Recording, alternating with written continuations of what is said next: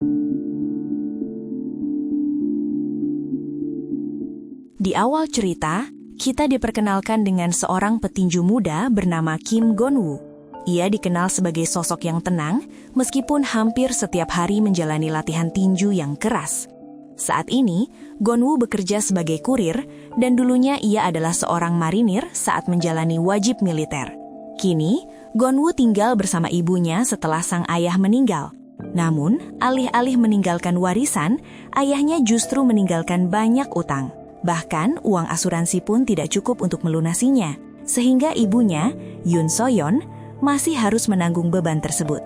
Setiap hari, para rentenir datang menagih, membuat Gon-woo semakin sedih melihat penderitaan ibunya.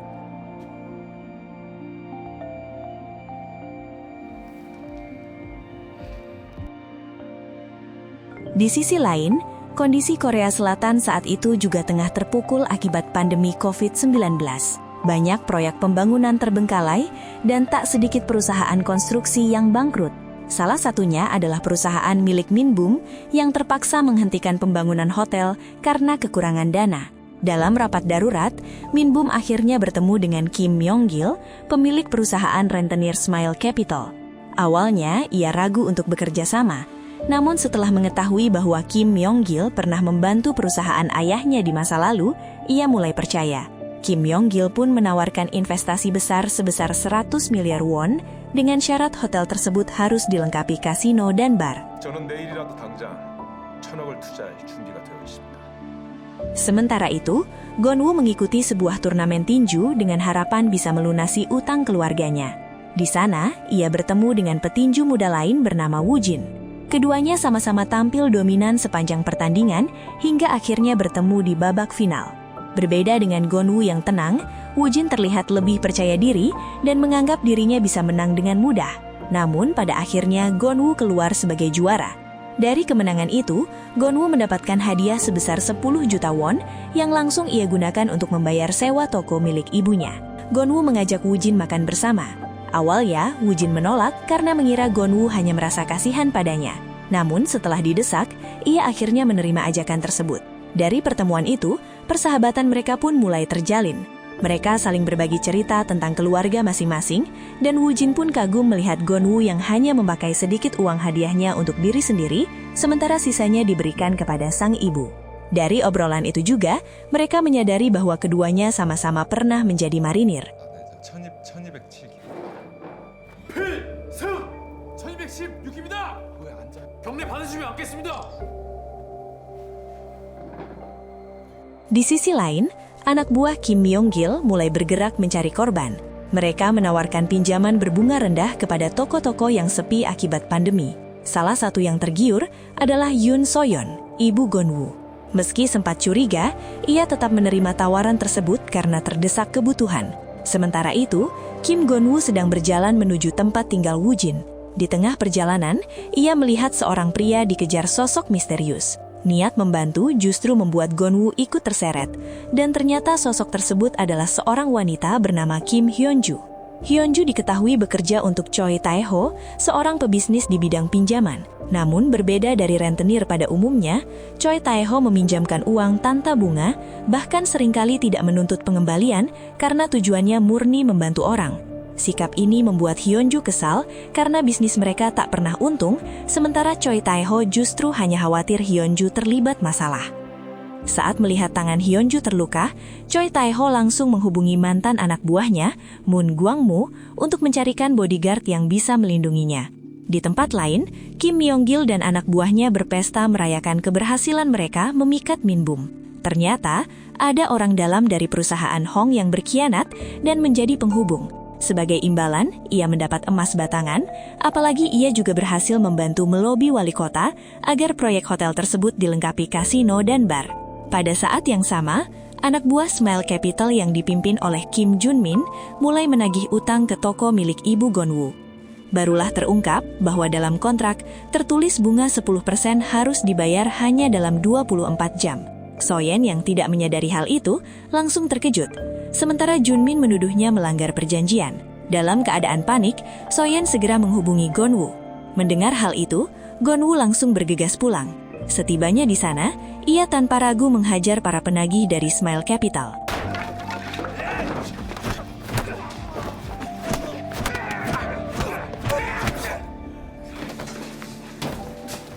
Namun situasi berubah saat Kim Myong-gil datang bersama orang kepercayaannya, Kang In-beom.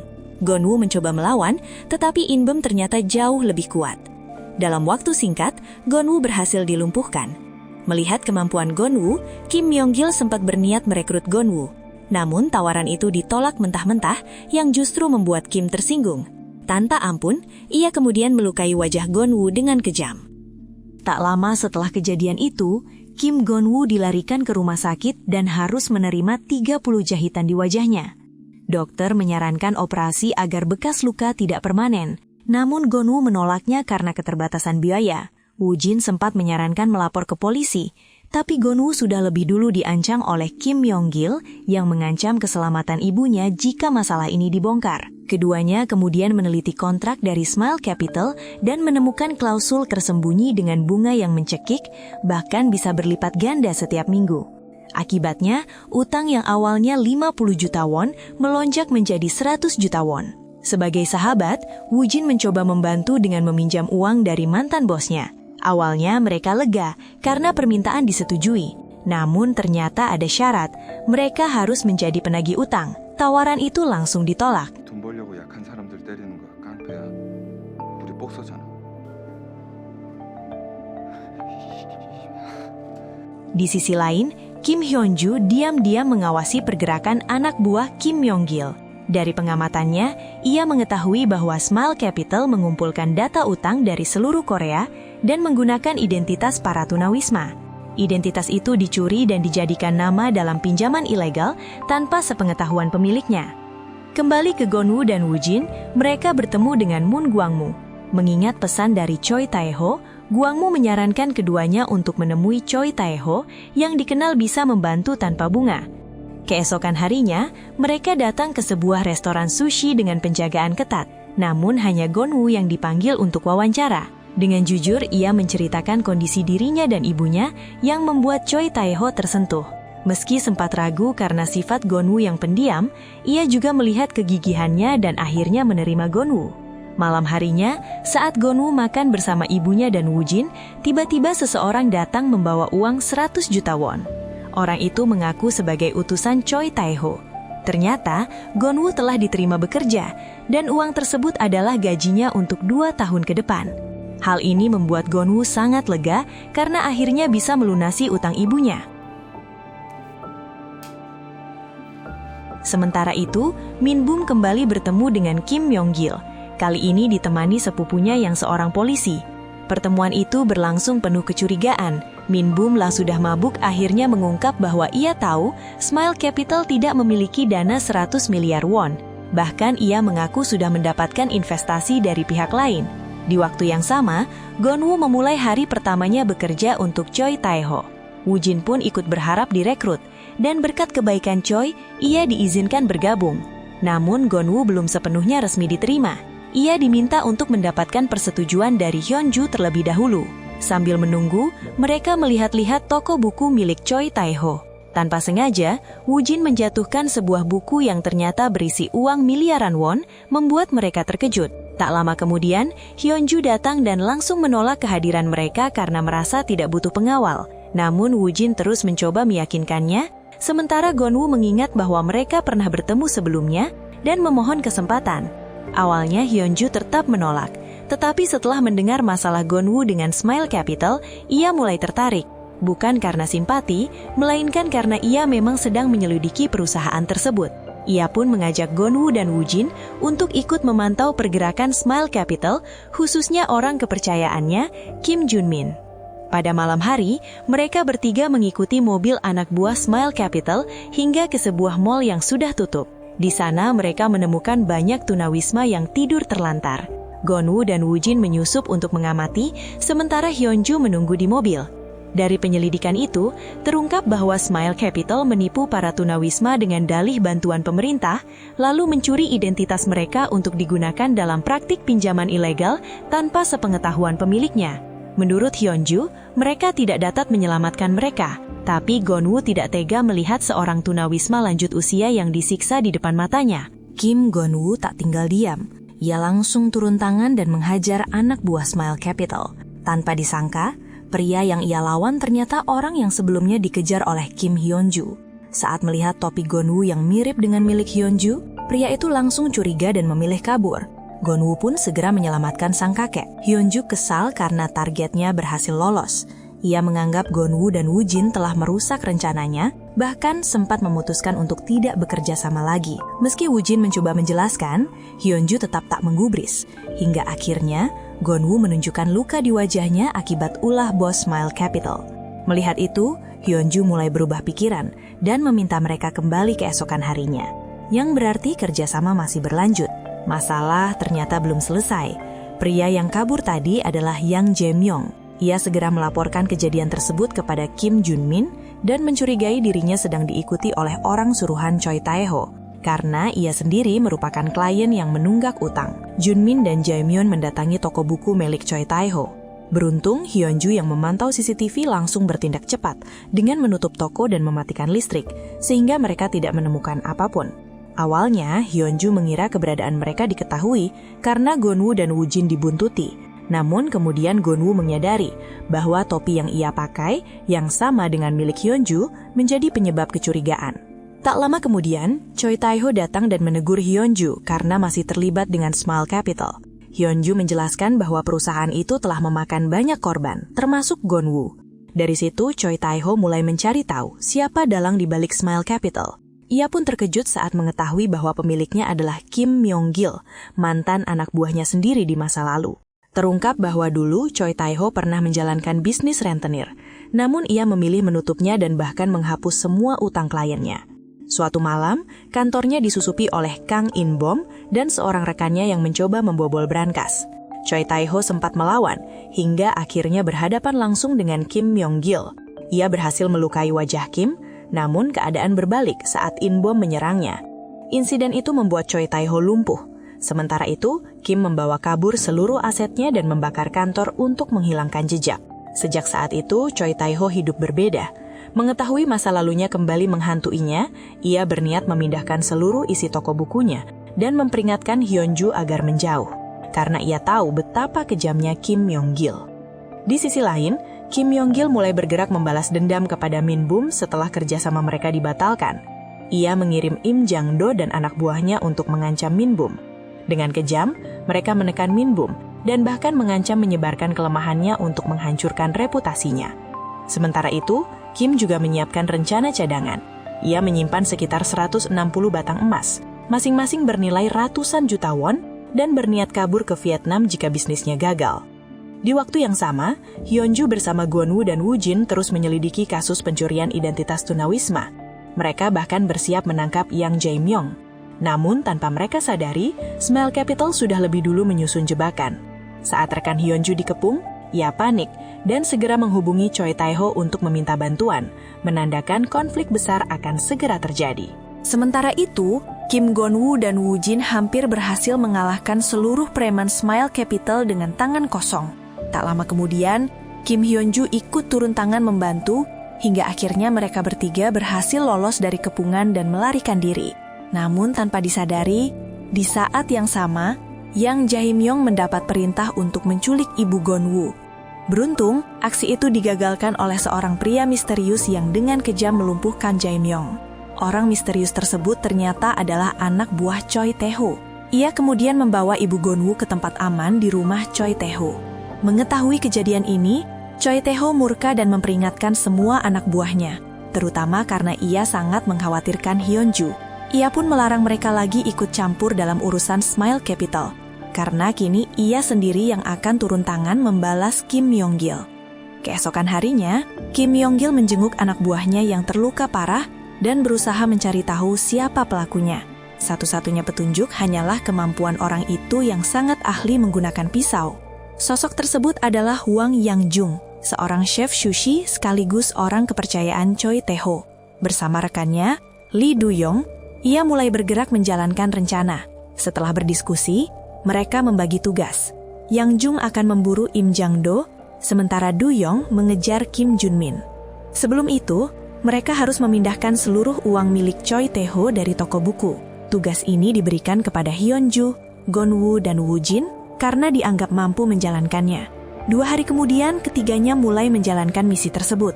Mereka menyiapkan segalanya tanpa menyadari bahwa pergerakan mereka sedang diawasi. Setibanya di lokasi, Hyun-ju membagi tugas hingga mereka harus berpencar. Tanpa mereka sadari, musuh sudah mengintai. Hyun-ju sempat menyadari bahaya dan ingin memperingatkan yang lain. Namun semuanya sudah terlambat. Serangan pun dimulai. Gon-woo dan Woo-jin yang berada di gudang tiba-tiba harus menghadapi Kang In-bom. Kekuatan In-bom yang luar biasa membuat mereka kewalahan, bahkan hampir kalah dalam waktu singkat. Di tempat lain, Hyun-ju berhasil melumpuhkan Jang-do dan langsung bergegas menuju gudang. Beruntung, Gon-woo dan Woo-jin akhirnya berhasil menaklukkan In-bom sehingga mereka bisa segera melarikan diri. Namun saat kembali, mereka menyadari bahwa Jang-do yang tadi diborgol telah kabur. Ternyata, Jang-do langsung melapor kepada Kim Yong-gil. Tanpa belas kasihan, Kim tetap memerintahkannya untuk menyelesaikan tugas, bahkan memanggil lebih banyak anak buah untuk menghancurkan operasi Choi Tae-ho. Sementara itu, Hyun-ju, Gon-woo, dan Woo-jin harus bergerak cepat memindahkan uang sebelum diserang lagi. Benar saja, saat hendak pergi, mereka dihadang oleh banyak anak buah Kim. Dengan sigap, Hyun-ju mengambil keputusan cepat. Ia menyusun strategi agar mereka tetap bisa menyelesaikan misi. Gon-woo ditempatkan di depan membawa uang terbanyak, sementara Hyun-ju dan Woo-jin menahan para pengejar dari belakang. Kejar-kejaran pun tak terhindarkan. Hyun-ju harus mengambil langkah nekat untuk menghambat musuh. Namun situasi semakin sulit ketika jalur mereka terpisah. Tanpa pilihan lain, Hyun-ju dan Woo-jin akhirnya berlari menyusul Gon-woo. Dalam kondisi terdesak dan membawa tas berisi emas yang berat, mereka terpaksa membuang sebagian barang tersebut demi bisa berlari lebih cepat dan menyelamatkan diri. Meski berhasil kabur, Kim Hyun-ju tetap merasa gagal karena tidak bisa menyelamatkan seluruh uang milik Choi Tae-ho. Namun, bagi Choi Tae-ho, keselamatan Hyun-ju jauh lebih penting dibandingkan harta tersebut. Di sisi lain, Kim Yong-gil mulai mencurigai bahwa semua serangan ini berasal dari Choi Tae-ho. Ia juga menduga Hwang Yang-jung ikut bergerak, sehingga ia memerintahkan Im Jang-do untuk menjaga Kim Jun-min yang kemungkinan besar akan menjadi target. Keesokan harinya, Hyun-ju, Kim Gan-woo, dan Woo-jin mendatangi restoran sushi milik Yang-jung. Di sana terungkap bahwa Yang-jung adalah mantan marinir dan senior mereka. Mereka pun segera menyusun rencana. Yang-jung bersama Gan-woo dan Woo-jin akan memburu Jang-do, sementara Lee Du-yong dan Hyun-ju menargetkan Jun-min. Untuk mempersiapkan misi, mereka menjalani latihan singkat. Gan-woo dan Woo-jin dilatih menggunakan pisau, sementara Hyun-ju berlatih menggunakan senjata saat berkendara. Malam harinya, rencana mulai dijalankan. Sesuai dugaan, Jun-min diam-diam diikuti oleh Du-yong dan Hyun-ju di sekitar apartemennya. Namun rencana mereka kacau ketika Du-yong kehilangan fokus akibat telepon dari istrinya. Tanpa mendengar peringatan Hyun-ju bahwa Jun-min tidak sendirian, Du-yong langsung menyerang dan akhirnya dikeroyok. Beruntung, Hyun-ju berhasil menyelamatkannya dan mereka berdua melarikan diri. Di tempat lain, Yang-jung bersama Gan-woo dan Woo-jin berhasil menyusup ke rumah sakit dan menangkap Jang-do dengan cepat. Ia kemudian dibawa ke markas untuk diinterogasi. Sementara itu, Hyun-ju masih terguncang karena tanpa sengaja Du-yong telah membunuh Jun-min. Interogasi terhadap Jang-do berlangsung keras, bahkan Choi Tae-ho sengaja meminta Hyun-ju dan yang lain menyaksikannya sebagai gambaran kerasnya dunia kriminal. Saat akhirnya Choi Tae-ho datang, ia menjelaskan bahwa di dunia ini, kekalahan berarti siap menghadapi kematian. Choi Tae-ho kemudian berbicara langsung dengan Jang-do yang masih bungkam. Ia mengungkap bahwa sebenarnya Jang-do tidak sepenuhnya loyal kepada Kim Yong-gil, bahkan diam-diam berencana kabur ke Asia Tenggara. Choi Tae-ho pun memberi 2 pilihan, tetap diam dan menghadapi kematian dari Kim, atau bekerja sama dan mendapatkan perlindungan dengan kehidupan baru di luar negeri. Akhirnya, Jang-do menyerah dan membocorkan informasi penting. Ia menjelaskan bahwa tugasnya adalah memastikan semua kejahatan Kim tidak terendus hukum.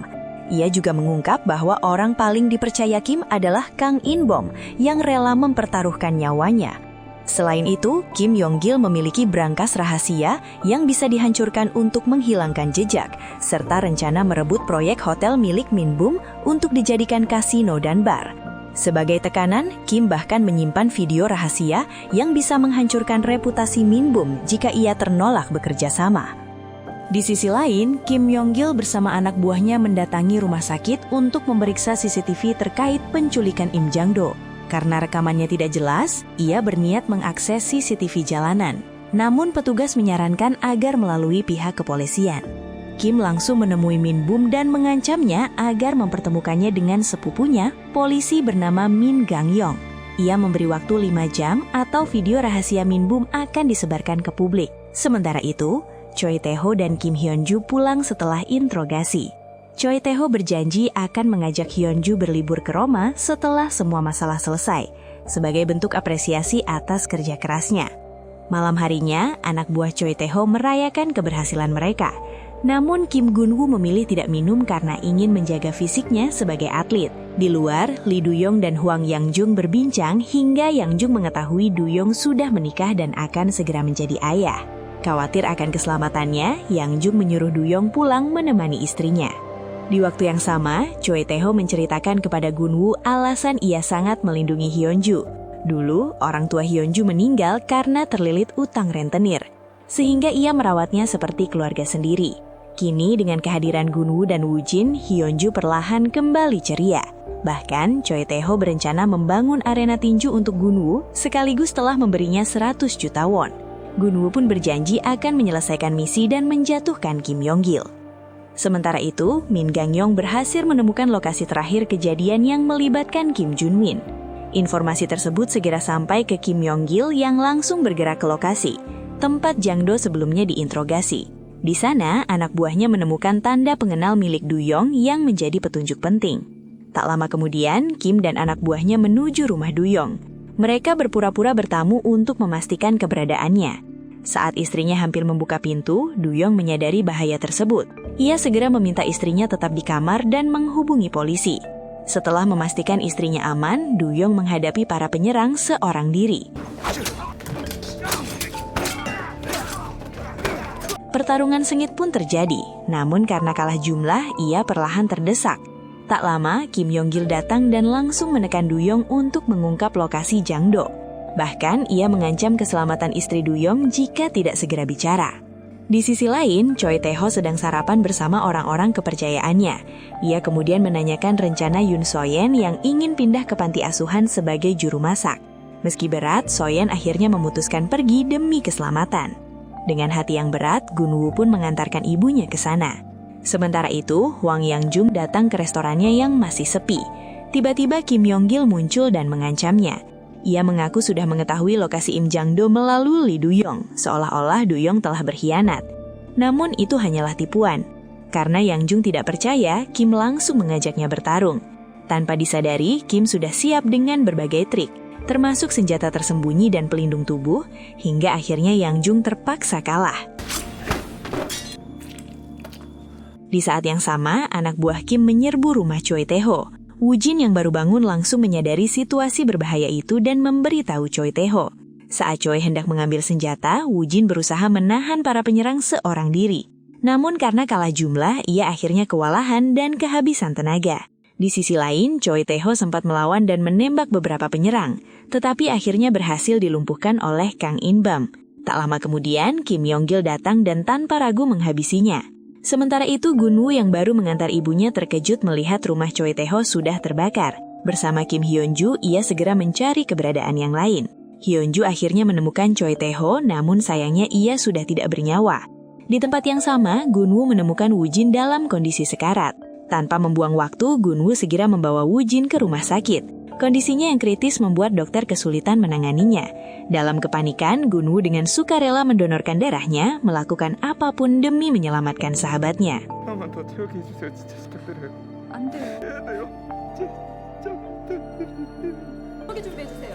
환자 비비 계속 떨어져요. 서둘러주세요. Di sisi lain, Kim Hyun-ju sangat terpukul atas kematian Choi Tae-ho. Tanpa memberi kabar kepada siapapun, ia memilih pergi.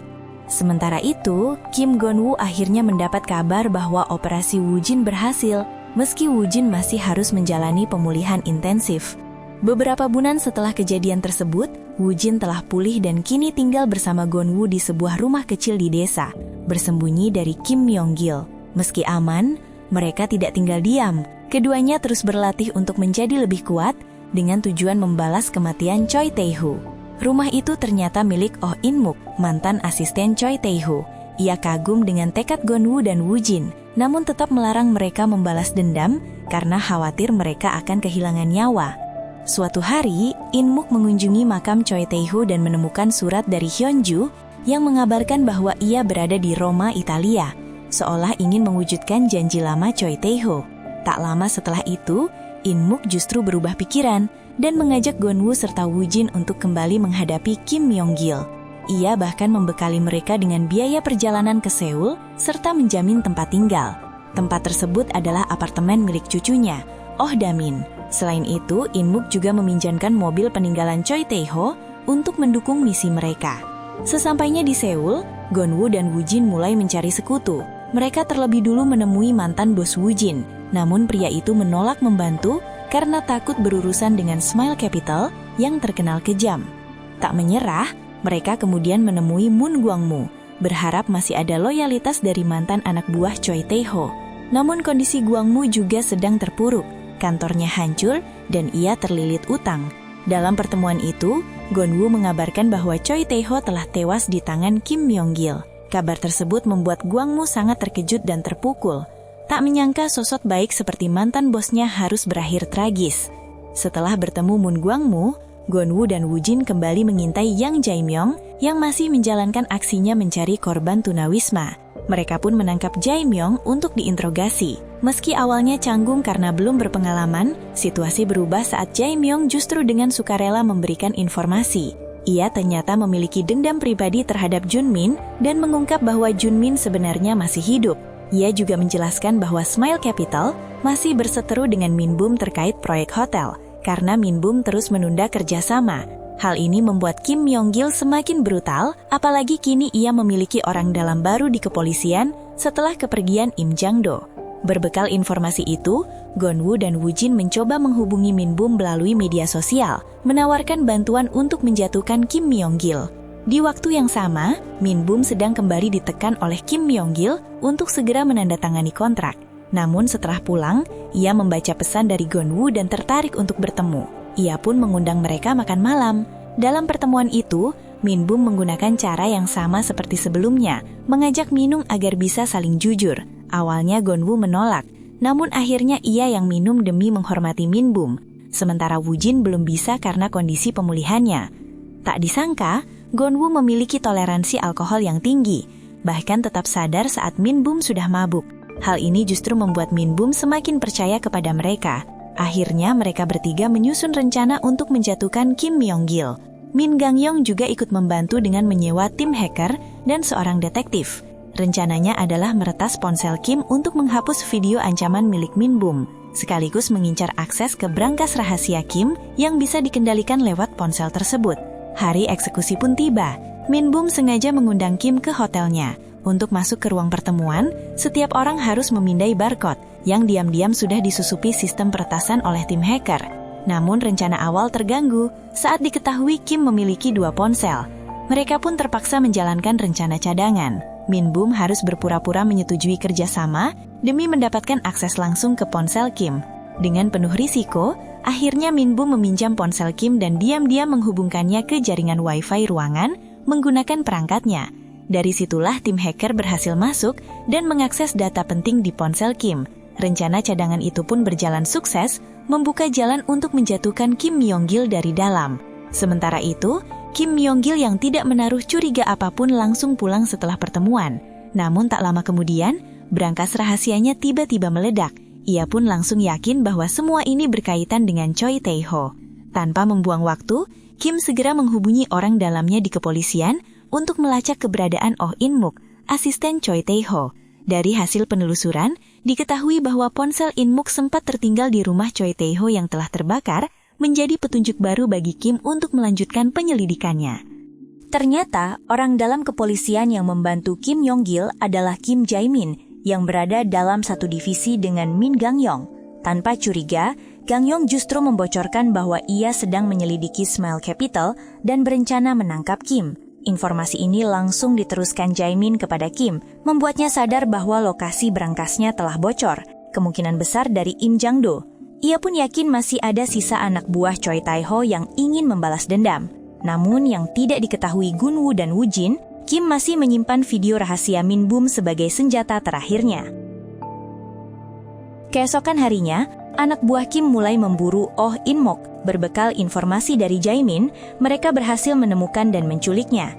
Kang In-bam kemudian mengirim foto In-muk yang sudah babak belur kepada Kim Gun-woo, sekaligus mengancam akan membunuhnya jika Gun-woo tidak datang ke lokasi. Saat itu, Oh Da-min yang kebetulan bersama Gun-woo langsung bersikeras ikut menyelamatkan kakeknya. Meski sempat dilarang karena berbahaya, ternyata Da-min memiliki keahlian memanah yang bisa membantu. Akhirnya, Gun-woo, Woo-jin, Da-min, dan Moon Gwang-mu bergerak bersama menuju lokasi penyekapan. Mereka membagi tugas. Gwang-mu dan Da-min mengawasi dari atas gedung, sementara Gun-woo dan Woo-jin menghadapi langsung pasukan Kim. Meski jumlah lawan sangat banyak, Gun-woo dan Woo-jin kini jauh lebih kuat setelah berbulan-bulan berlatih. Pertarungan sengit pun tak terhindarkan. Dari atas, Da-min membantu dengan panah, meski sempat hampir ketahuan oleh musuh. Beruntung, Gwang-mu berhasil menghentikan ancaman tersebut. Di tengah pertarungan, Gun-woo kembali berhadapan dengan In-bum. Kali ini kekuatannya meningkat pesat hingga akhirnya berhasil mengalahkannya.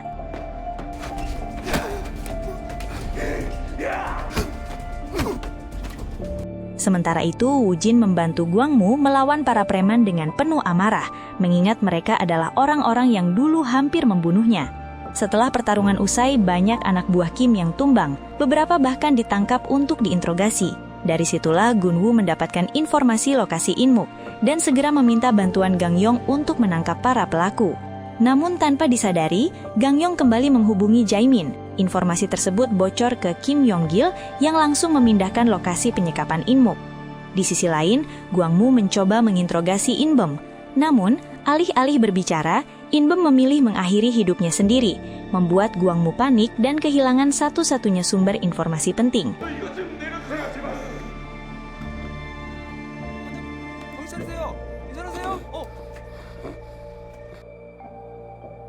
Keesokan harinya, anak buah Kim Yong-gil bergerak brutal, menghabisi siapapun yang terlibat dengan Min Bum, termasuk Min Gang-yong, detektif, dan tim hacker yang sebelumnya meretas ponsel Kim. Dari situ, Kim akhirnya mengetahui bahwa dalang di balik kekacauan ini adalah Gun-woo dan Woo-jin.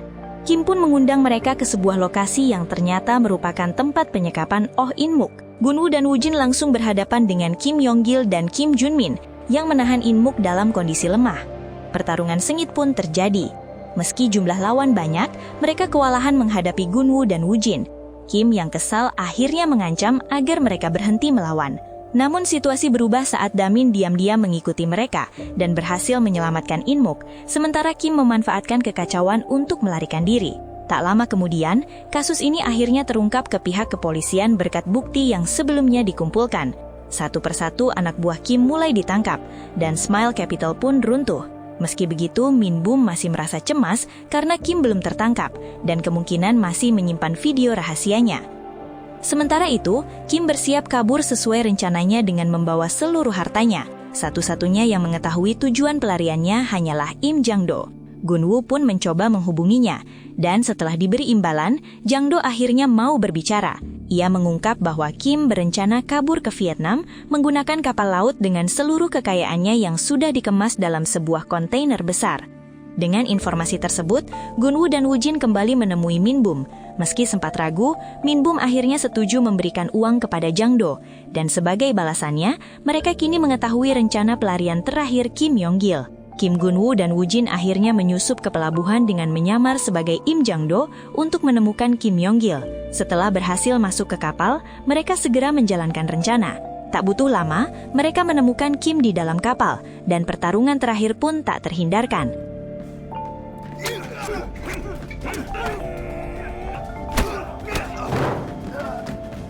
Setelah perlawanan sengit, Kim Gun-woo dan Woo-jin akhirnya berhasil mengalahkan Kim beserta anak buahnya. Mereka juga berhasil menghapus video milik Min Bum sehingga ancaman terhadap Min Bum pun berakhir. Di tengah kapal, mereka menemukan satu kontainer penuh batangan emas senilai 84 miliar won, hasil kejahatan Kim selama ini. Setelah semuanya selesai, Gunwoo memutuskan menggunakan emas tersebut untuk membangun rumah sakit, meneruskan cita-cita Choi Tae-ho yang ingin membantu orang-orang yang membutuhkan. Keputusan itu membuat Min Bum tersentuh dan bersedia mewujudkannya. Bahkan atas permintaan Gunwoo, nama Choi Tae-ho akan dijadikan sebagai pendiri rumah sakit tersebut. Melihat ketulusan mereka, Min Bum juga memberikan masing-masing 2 batang emas senilai 1 miliar won kepada Gunwoo dan Woojin sebagai bentuk apresiasi. Pada akhirnya, setelah semua perjuangan panjang itu, Gunwoo dan Woojin kembali menjemput ibu Gunwoo, Yoon So-yen dari panti asuhan. Kini Gunwoo akhirnya bisa hidup tenang dan berkumpul kembali bersama ibunya.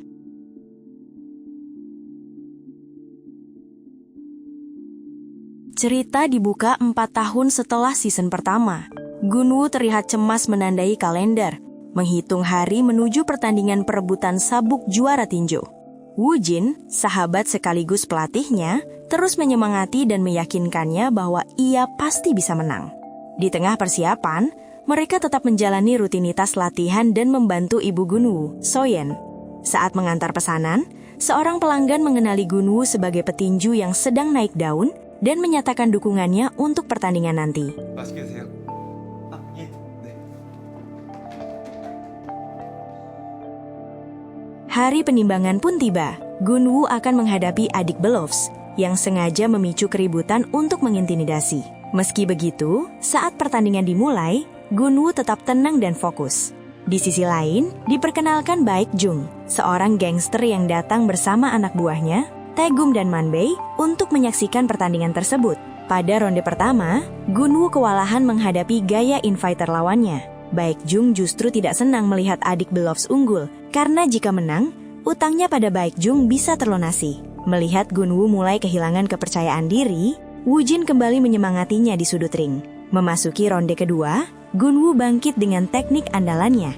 Meski sempat melukai pelipis lawan, ia memilih menahan diri agar tidak menyebabkan cedera serius dan beralih menyerang tubuh. Strategi itu berhasil. Gunwoo keluar sebagai juara.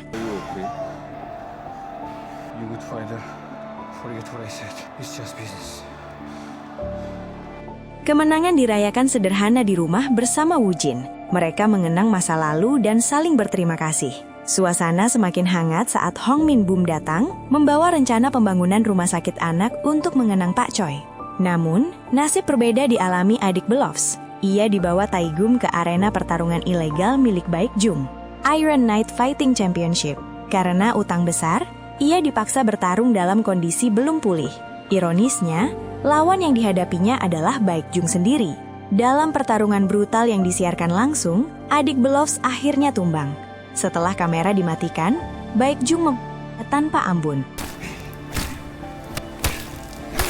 Taegung pun memastikan semua berjalan rapi tanpa jejak. Merasa puas, Baek Jung kemudian memerintahkan anak buahnya untuk membawa Gunwoo, petinju yang mengalahkan adik Belovs, ke hadapannya. Sementara itu, Gunwoo dan Woojin mengunjungi Taeyong, mantan polisi cyber yang kini terluka dan pensiun akibat kejadian sebelumnya. Meski ia meminta mereka berhenti merasa bersalah, Woojin menegaskan bahwa Taeyong sudah seperti keluarga bagi mereka. Momen haru itu justru disalahartikan oleh Gunwoo saat melihat keduanya berpelukan. Pada malam hari, Baek Jung bersama anak buahnya mendatangi rumah Gunwoo. Tanpa curiga, So-yen mempersilahkan mereka masuk. Namun Gunwoo langsung merasakan firasat buruk. Tanpa basa-basi, Baek Jung menawarkan Gunwoo untuk bertarung di arena ilegalnya dengan bayaran 15 miliar won, jauh lebih besar dari hadiah yang baru saja ia menangkan. Gunwoo dan Woojin sempat tergoda, tetapi So-yen mengingatkan bahwa uang haram hanya akan membawa masalah. Penolakan itu memicu emosi Baek Jung, namun Taegum segera menenangkannya dan mereka pun pergi.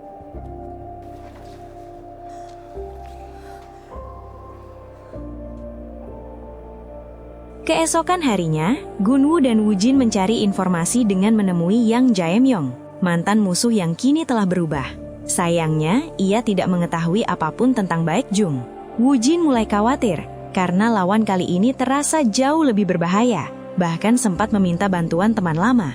Namun, Gunwoo menolak, tidak ingin orang lain ikut terseret. Sementara itu, Baekjung yang masih mengincar Gunwoo mulai merencanakan penculikan Soyeon untuk memaksanya masuk ke arena. Manbei mengusulkan menggunakan para mantan narapidana dari Small Capital. Dan akhirnya dipilihlah Kang In-bum yang juga memiliki dendam pribadi pada Gunwoo. Sejak itu, kecemasan terus menghantui Gunwoo dan ibunya. Hingga suatu malam, firasat buruk itu menjadi kenyataan. Anak buah Baekjung dibantu hacker bernama Allen berhasil meretas sistem keamanan rumah dan mengacaukan komunikasi, lalu menculik Soyeon. Namun, perlawanan Soyeon membangunkan Gunwoo dan Woojin. Meski sempat kewalahan menghadapi serangan mendadak, mereka berhasil menggagalkan penculikan tersebut. Gunwoo pun bahkan mencoba mengejar para pelaku. Sayangnya, demi menutup jejak, Taegum justru memerintahkan untuk melenyapkan anak buahnya sendiri dengan meledakkan mobil mereka.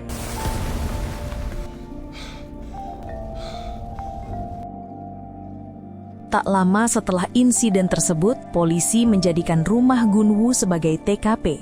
Detektif Gyeong-won memimpin penyelidikan, sementara Gunwoo dan Woojin menjelaskan seluruh kejadian, termasuk kedatangan Baekjung. Gyeong-won menyarankan mereka untuk segera mencari tempat aman. Penyelidikan berlanjut ke mobil para pelaku yang hancur akibat ledakan.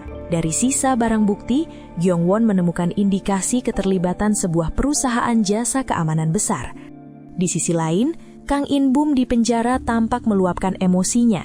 Ia kemudian menerima kiriman buku berisi pil tersembunyi. Setelah meminumnya, ia kejang-kejang. Sebuah skenario yang ternyata sudah dirancang oleh Manbei. Saat hendak dibawa ke rumah sakit, mobil petugas dicegat dan In-bum berhasil dibebaskan oleh anak buah Baekjung. Sementara itu, Gunwoo dan yang lain berpindah ke rumah Taeyong. Namun Taegum dengan bantuan hacker Allen berhasil melacak lokasi mereka. Taeyong kemudian diminta mencari informasi tentang IKFC, arena pertarungan ilegal milik Baekjung. Ia menemukannya di dark web, tetapi tidak bisa meretas atau mendaftar tanpa resiko besar. Karena itu, Woojin menemui Pak Moon, mantan tentara yang kini menjadi rentenir sekaligus mentor mereka. Dengan koneksinya, Pak Moon menyediakan kartu kredit palsu dan siap membantu. Meski awalnya Woojin ragu karena tidak ingin melibatkan orang lain, Pak Moon menegaskan bahwa mereka tidak akan tinggal diam, mengingat hubungan mereka yang sudah seperti keluarga. Di sisi lain, Kang In-bum yang baru bebas menolak tunduk pada Baekjung dan mencoba melawan. Namun Baekjung dengan mudah mengalahkannya, menunjukkan kekuatan brutalnya.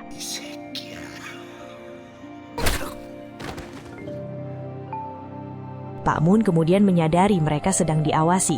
Ia meminta Woojin memancing para penguntit ke sebuah lokasi untuk menjebak mereka. Sementara itu, Gunwoo diminta pindah dari rumah Taeyong karena dianggap tidak lagi aman. Ia pun meminta bantuan Min-bum yang langsung menyediakan dukungan. Taegum menyadari pergerakan mereka dan menyiapkan serangan di sebuah pabrik. Di sana, ia justru menjebak Woojin dan Pak Moon. Pertarungan sengit pun terjadi. Taegum bahkan melukai Woojin. Meski sempat berbalik unggul, mereka kembali terdesak saat Manbei dan pasukannya datang. Dalam kondisi terpisah dan kewalahan, Woojin dan Pak Moon akhirnya tak berdaya. Tepat di saat genting, Gunwoo datang dan dengan amarah besar berhasil mengalahkan para musuh seorang diri. Setelah itu, Gunwoo membawa Woojin dan Pak Moon ke rumah sakit. Ia merasa bersalah atas semua yang terjadi. Namun Soyeon menguatkannya agar tetap tegar. Pak Moon yang mendapat jahitan mencoba terlihat santai, meski sebelumnya sempat kesakitan di ruang dokter. Taeyong menghubungi kepala divisi kriminal, Pak Min. Tak lama kemudian, mereka semua berkumpul di kantor Min-bum. Min-bum berjanji akan melindungi Soyeon. Namun, situasi semakin genting ketika Pak Min menerima kabar bahwa Kang In-bum telah kabur dari penjara. Dan berita itu juga didengar oleh Gunwoo. Di sisi lain, Taegum mendapat perawatan dari dokter, namun juga harus menerima amukan Baekjung atas kegagalannya. Situasi semakin memanas ketika salah satu anak buah bayaran Manbei menuntut bayaran tambahan karena luka yang ia terima. Hal itu justru memicu kemarahan Baekjung yang tanpa ragu langsung membunuhnya di tempat. Sementara itu, Min-bum membawa Soyeon dan yang lain ke sebuah hotel dengan pengamanan ketat. Kedatangan Woojin membuat Gunwoo semakin khawatir melihat kondisi sahabatnya.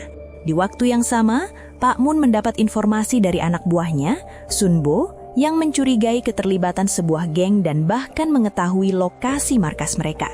Di pihak Baekjung, Kang In-bum mulai mencurigai bahwa sosok kaya seperti Min-bum pasti ikut terlibat.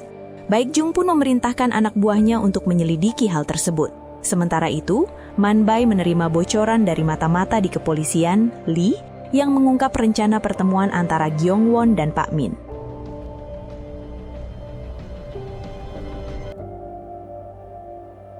Kembali ke hotel, Taeyong akhirnya berhasil menembus situs IKFC menggunakan kartu kredit palsu.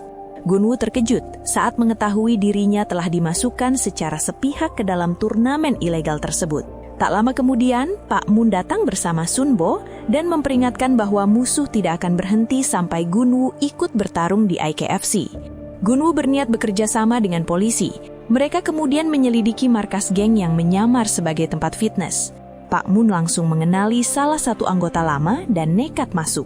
Aksi itu memicu kejar-kejaran dengan para gangster. Meski terlihat ceroboh, Sunbo justru menunjukkan keberanian dengan ikut melawan. Kekacauan baru mereda setelah polisi datang. Gunwoo dan Pak Min menunggu Gyong Won di sebuah restoran. Namun, pertemuan itu telah bocor, dan Gyong Won diserang hingga tewas. Gunwoo sempat mengejar pelaku, tetapi kehilangan jejak. Kabar kematian Gyong Won membuatnya diliputi rasa bersalah. Tak lama kemudian, Pak Min membebaskan Woo Jin dan Pak Moon dari kantor polisi, meski sempat memicu ketegangan dengan para gangster di sana. Ia juga menegur Pak Moon karena hampir membahayakan Woo Jin, namun akhirnya tetap mengizinkannya membantu. Pak Moon lalu mengikuti salah satu anggota geng, Gu Dong-yok, hingga ke tempat pijat. Di sana, ia berhasil menginterogasi Dong-yok dengan cara keras hingga mendapatkan informasi penting. Di sisi lain, Man Bai juga bergerak. Ia menculik adik ajudan Min Bum untuk memeras informasi. Setelah mengetahui rencana Min Bum mengunjungi sebuah bar, Man Bai mengirim seorang wanita bertato untuk menyusup sebagai bartender. Dengan tipu daya, ia melumpuhkan bartender asli dan menyiapkan minuman beracun untuk menjebak Min Bum. Cerita berlanjut di rumah sakit dengan kabar buruk tentang Min Bum. Dokter menyatakan kondisi hatinya sangat parah akibat racun. Bahkan kemungkinan terburuknya, ia harus menjalani transplantasi. Setelah itu, Pak Min bersama tim menyelidiki bar yang menjadi TKP. Mereka menemukan bartender yang masih terikat. Dan dari keterangannya, Pak Moon mengenali jenis obat yang digunakan pelaku. Karena hanya ajudan Min Bum yang mengetahui jadwal tersebut, Pak Min dan Woo Jin segera menemuinya. Di sisi lain, Pak Moon dan Gunwoo menelusuri jejak wanita bertato di kawasan hiburan malam. Gunwoo menerima telepon dari Baek Jung yang kembali mengancam. Jika dalam 3 hari ia tidak menuruti keinginannya, orang-orang terdekatnya akan terus disakiti. Saat Pak Min dan Woo Jin menemui ajudan, pria itu awalnya ketakutan dan enggan bicara. Namun desakan Pak Min membuat adiknya akhirnya mengungkap semua yang diketahui. Sementara itu di klub malam, Pak Moon dan Gunwoo bertemu Min Guk yang memberi petunjuk tentang pengedar obat yang digunakan pelaku. Dari sana mereka mengetahui identitas wanita bertato tersebut bernama Gina. Tim kemudian mengumpulkan berbagai petunjuk, termasuk jam tangan mahal yang mengarah pada Taegum. Gunwoo juga mengungkap ancaman dari Baek Jung dan mencurigai adanya orang dalam di kepolisian. Pak Min pun membagi tugas. Ia bersama Gunwoo mencari Gina, Woo Jung memeriksa CCTV kasus penusukan, sementara Woo Jin menyelidiki keluarga Taegum. Taeyong tetap memantau aktivitas IKFC. Saat menemui ibu Taegum, awalnya ia menyangkal. Namun, anak kecil bernama Mina tanpa sengaja membocorkan bahwa Taegum baru saja pulang. Sang ibu akhirnya mengakui bahwa Taegum terjerat utang besar demi biaya pengobatan istrinya dulu. Tak lama, tim mendapatkan petunjuk dari CCTV dan lokasi persembunyian Gina di sebuah tempat perjudian ilegal. Mereka pun menyusun rencana penyergapan. Pak Min masuk lewat jalur darurat, Woo Jin berjaga, sementara Pak Moon dan Gunwoo menyusup dari depan. Keributan pun tak terhindarkan. Gunwoo berhasil mengalahkan para penjaga, sementara Gina mencoba kabur melalui jalur darurat, namun berhasil ditangkap oleh Woo Jin. Dari ponsel Gina, Taeyong menemukan bahwa ia akan bertemu dengan orang yang menyewanya, yang ternyata terkait dengan Taegum. Lokasi hotel pun berhasil diketahui, namun informasi tersebut bocor ke Baek Jung sehingga Taegum melarikan diri setelah memasang bom di kamarnya. Saat tim dan pasukan taktis memasuki kamar, ledakan besar terjadi dan menewaskan banyak petugas. Di tengah kekacauan itu, Baek Jung kembali menghubungi Gunwoo, menegaskan bahwa semua ini adalah akibat penolakannya. Gunwoo akhirnya menerima tantangan tersebut dan menanyakan kapan serta di mana pertarungan akan berlangsung. Ledakan bom tersebut menewaskan 12 pasukan khusus, sementara Pak Min menjadi satu-satunya yang selamat meski dalam kondisi kritis. Gunwoo terpukul melihat keadaan itu, namun pikirannya mulai dipenuhi hal lain. Di sisi lain, Woo-jung menginterogasi Gina dan menjelaskan bahwa kebocoran lokasi hotel berasal dari ponselnya. Ia memperingatkan bahwa pihak yang menyewanya bisa saja membungkamnya kapan saja.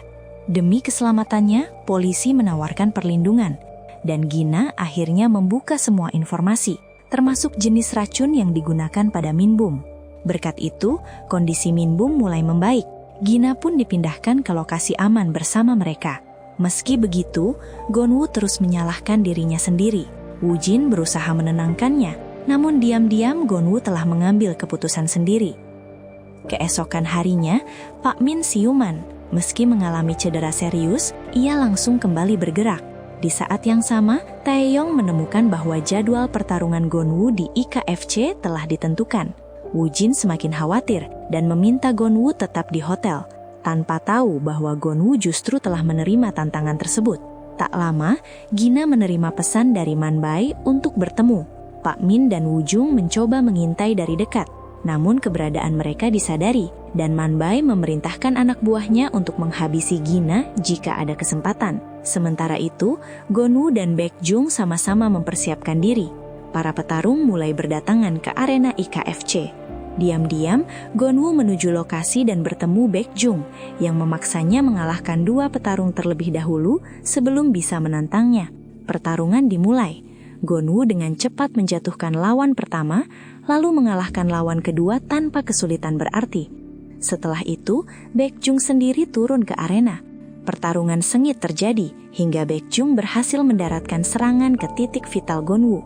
Namun sebelum pertarungan berakhir, polisi datang dan menghentikan semuanya.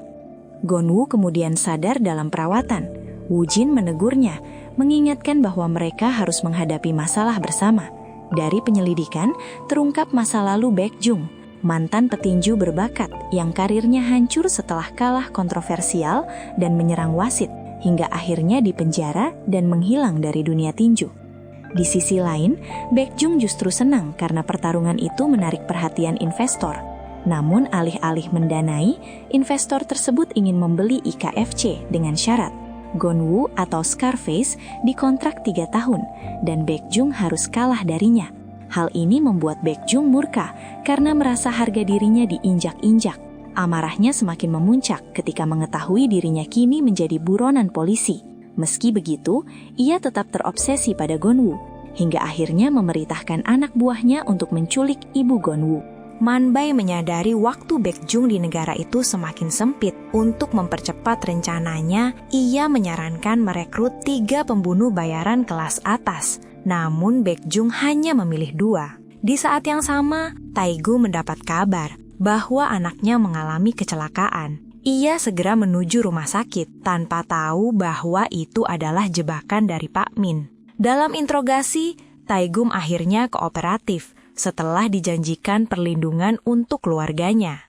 Ia pun mengungkap bahwa Man-bai, mantan agen rahasia, adalah dalang di balik seluruh rencana Baekjung, termasuk rencana kabur ke Thailand dan penculikan ibu Gunwoo. Sementara itu, Minbum yang menyimpan dendam diam-diam merekrut agen elit bernama Shin Hyung melalui koneksi pamannya di Badan Intelijen. Ia bahkan terang-terangan menyatakan bahwa tujuannya adalah membunuh Baekjung, bukan sekadar menangkapnya. Di sisi lain, Woo-jin mengetahui bahwa Baekjung adalah mantan murid dari rekan ayahnya. Menyadari betapa berbahayanya lawan mereka, Woo-jin berencana menemui mantan pelatih Baekjung untuk memahami kelemahannya. Karena mencurigai adanya kebocoran di kepolisian, Pak Min meminta bantuan dari luar kota untuk memperkuat timnya. Saat Taegu mengantar Baekjung ke dokter, polisi pun bergerak mengepung lokasi tersebut. Namun Baekjung tetap tenang meski dikepung. Man-bai bersama Kang In-bum dan hacker Allen memantau situasi. Dengan santai, Man-bai mengaktifkan rencana cadangan dan mengerahkan pasukan bayaran. Dalam perjalanan, Konvoi polisi yang membawa Baekjung disergap di sebuah terowongan. Taegum yang berbalik membantu polisi harus menghadapi 2 pembunuh bayaran. Kekacauan pun pecah. Di tengah situasi itu, Takmin kehilangan fokus, memberi celah bagi Baekjung untuk melawan. Pertarungan sengit terjadi antara Baekjung dan Taegum. Namun kekuatan Baekjung jauh lebih unggul. Pada akhirnya, ia tanpa ragu membunuh Taegum, tangan kanan yang kini dianggapnya sebagai pengkhianat. Baekjung langsung memerintahkan Manbai untuk menjalankan rencana penculikan Ibu Gunwoo. Rupanya, masih ada kebocoran informasi yang membuat lokasi Soyeon diketahui. Kang In-bum pun dikirim bersama pasukannya untuk menyerang secara frontal. Para pengawal Soyeon dengan cepat dilumpuhkan. Woo-jin terpaksa turun tangan, namun kondisi tangannya yang belum pulih membuatnya kesulitan. Saat Kang In-bum hampir menghabisinya, Soyeon menyerahkan diri demi menyelamatkan Woo-jin. Insiden itu menewaskan beberapa pihak, termasuk petugas dari luar kota, sementara Pak Min harus menjalani operasi serius. Kabar tersebut disampaikan Woo-jin kepada Gunwoo, membuatnya terpukul dan diliputi kesedihan. Di sisi lain, Woo-jung kecewa karena kepolisian menolak melindungi keluarga Taegum. Ia pun meminta bantuan Gunwoo untuk menampung mereka. Tak lama, datang seseorang kiriman Pak Moon. Ternyata Duyong masih hidup. Duyong mengungkap bahwa selama 4 tahun terakhir, ia hidup di dunia gelap sebagai pembunuh bayaran dalam jaringan bernama Bloodhounds yang juga sering digunakan Baekjung. Ia berencana menyelidiki lebih jauh melalui Dr. Moon yang menjadi penghubung para anggota jaringan tersebut. Sementara itu, agen elit Shin Hyung mengusulkan rencana beresiko kepada Min-bum, memancing Baekjung keluar dengan menantangnya bertarung ulang melawan Gunwoo dengan taruhan besar dan melibatkan ibu Gunwoo. Mengingat harga diri Baekjung, rencana ini dinilai efektif. Min-bum kemudian menyampaikan rencana tersebut kepada Gunwoo dan Woo-jin. Meski berat, Gunwoo menyetujuinya demi menyelamatkan ibunya. Tantangan pun disampaikan kepada Baekjung melalui Manbai. Baekjung sempat murka dan mengancam akan membunuh Soyeon, namun Manbai menenangkannya. Ia memilih pendekatan lebih strategis dengan menyetujui pertandingan ulang, menjadikan Soyeon sebagai taruhan sekaligus meminta jalur pelarian dari Korea. Keesokan harinya, Bunwoo dan Woo-jin menemui mantan pelatih Baekjung, Chang Ho, yang memberikan wawasan tentang gaya bertarungnya. Di saat yang sama, tim mulai bersiap. Sementara Duyong menyusup ke dalam jaringan Bloodhounds untuk mencari lokasi Soyeon. Akhirnya, lokasi pertarungan ditentukan di markas milik Manbai yang sulit ditembus. Rencana pun disusun. Selagi Gunwoo bertarung, Duyong akan mencari keberadaan Soyeon. Pertarungan ini tidak hanya melibatkan Gunwoo dan Baekjung, tetapi juga Woo-jin dan Kang In-bum. Di luar, pasukan Pinus Hijau memantau situasi. Taeyong juga mulai meretas sistem Allen setelah Min-bum membayar taruhan. Bersamaan dengan itu, Gunwoo dan Woo-jin memasuki arena. Baekjung marah saat mengetahui Woo-jin yang menjadi lawan pertamanya. Woo-jin berniat melemahkannya demi memberi peluang bagi Gunwoo. Meski kesulitan menghadapi kemampuan Baekjung, ia berhasil memanfaatkan emosi lawannya hingga sempat melukai pelipisnya. Namun pada akhirnya, Woo-jin tetap kalah dan tak berdaya. Baekjung kemudian mencoba curang dengan memasukkan Kang In-bum lebih dulu. Gunwoo yang sempat kesulitan di awal, akhirnya bangkit dan dengan cepat mengalahkan In-bum.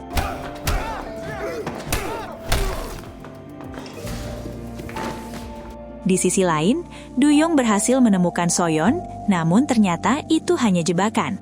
Ia menyadari Soyeon sebenarnya disekap di gedung lain. Kembali di arena, pertarungan utama dimulai. Luka yang ditinggalkan Woo-jin membuat penglihatan Baekjung sedikit terganggu, memberi celah bagi Gunwoo untuk melancarkan serangan-serangan telak. Sementara itu, Woo-jung berhasil menemukan Soyeon di gedung lain dan dengan tembakan tepat berhasil menggagalkan upaya Manbe untuk melukainya. Pertarungan di arena semakin brutal. Gunwoo menyadari ia harus meninggalkan teknik tinju konvensional dan bertarung dengan insting. Hingga akhirnya, ia berhasil menghancurkan tangan Baekjung dan membuatnya tak sadarkan diri. Pasukan Pinus Hijau kemudian menyerbu lokasi, mengalahkan para Bloodhounds. Soyeon akhirnya berhasil diselamatkan dan kembali berkumpul dengan Gunwoo dan Woo-jin. Namun dalam perjalanan terjadi pengkhianatan. Shin Hyung menjalankan rencananya dengan menyabotase pengawalan polisi demi menghabisi Baekjung sesuai perintah Min-bum. Setelah semuanya usai, Gunwoo dan Woo-jin sepakat untuk terus menjadi lebih kuat dan menghadapi ancaman Bloodhounds ke depan. Gunwoo bahkan merasa firasat buruk bahwa semua belum benar-benar berakhir. Dan benar saja, Baekjung ternyata masih hidup.